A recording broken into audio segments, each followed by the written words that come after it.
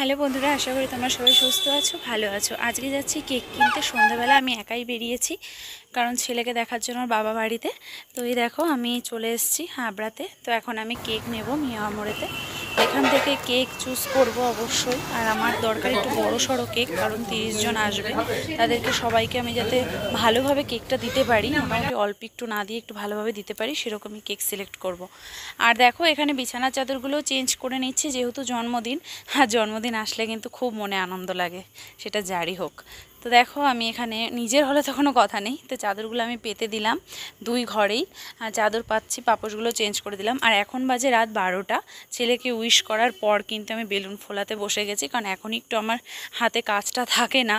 তো দেখো বেলুনগুলো ফোলাচ্ছি, কারণ কালকে সময় পাবো না, অনেক কাজ বাজ আছে, রান্নাবান্না আছে সকাল থেকেই। ওই জন্য ছেলেও দেখো খুব আনন্দ করছে। আর এই লাল আর গোল্ডেনের কম্বিনেশনে বেলুন এনেছি কিন্তু। তো এই যে ছেলে খেলা করছে, আমি বেলুন ফোলাচ্ছি। তো আজকের ভ্লগে এইটুকুই, নেক্সট ভ্লগ দেখা হচ্ছে।